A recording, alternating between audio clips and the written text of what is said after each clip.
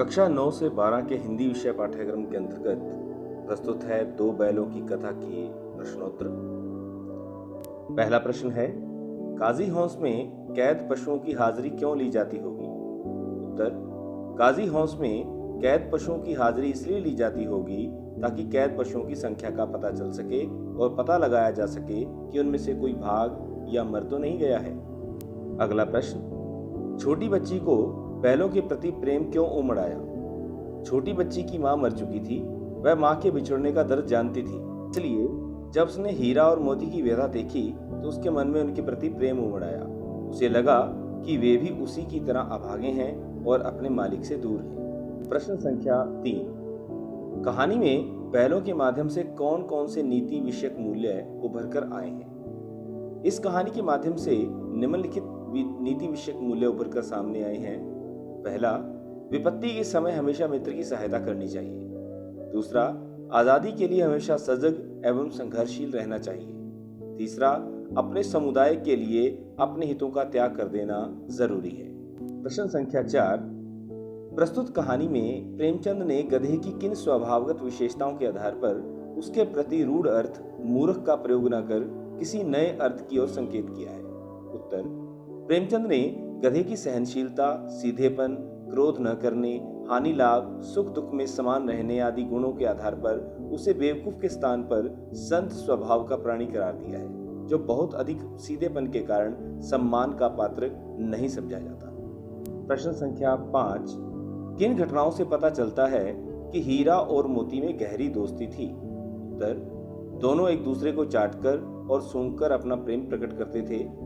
जब ये दोनों बैल हल या गाड़ी में जोत दिए जाते तो दोनों ज्यादा से ज्यादा बोझ स्वयं झेलकर दूसरे के प्रति अपना प्रेम प्रकट करते। दोनों साथ में ही नाद में मुंह डालते और साथ ही बैठते थे। एक के मुंह हटा लेने पर दूसरा भी हटा लेता था। जब कुछ लोगों ने खेत से पकड़कर ले जाने के लिए दोनों को घेर लिया तब हीरा निकल गया, परंतु मोती के पकड़े जाने पर वह भी बंधक बनने के लिए स्वयं ही लौट आया।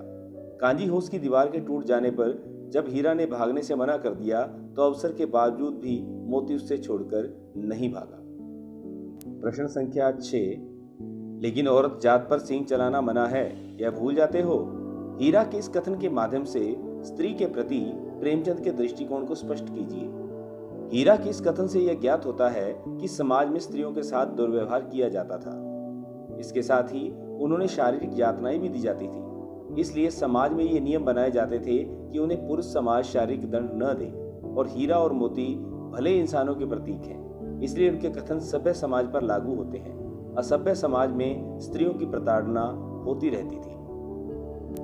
प्रश्न संख्या 8, इतना तो हो ही गया कि 9-10 प्राणियों की जान बच गई, वे सब तो आशीर्वाद देंगे।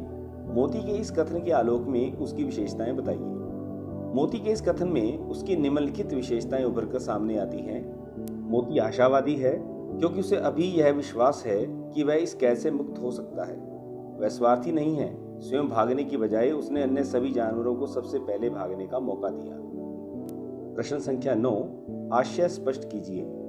अवश्य ही उनमें ऐसी कोई गुप्त शक्ति थी जिससे जीवों में श्रेष्ठता का दावा करने वाला मनुष्य अभी वंचित है। हीरा और मोती बिना कोई वचन कहे एक दूसरे के मन की बात समझ जाते थे। प्राय वे एक दूसरे से स्नेह की बातें सोचते थे। यद्यपि मनुष्य स्वयं को सब प्राणियों से श्रेष्ठ मानता है, किंतु उसमें भी ये शक्ति नहीं होती। प्रश्न ख, उस एक रोटी से उनकी भूख तो क्या शांत होती, पर दोनों के हृदय को मानो भोजन मिल गया। इस कथन का आशय स्पष्ट कीजिए। हीरा और मोती गया के घर पर बंधे हुए थे। गया ने उनके साथ अपमानपूर्ण व्यवहार किया था, इसलिए वे क्षुब्ध थे। परंतु तभी एक नन्ही लड़की ने आकर उन्हें एक रोटी ला दी। उस रोटी से उनका पेट तो नहीं भर सकता था, परंतु उसे खाकर उनका हृदय जरूर तृप्त हो गया। उन्होंने बालिका के प्रेम का अनुभव कर लिया और वे प्रसन्न हो उठे।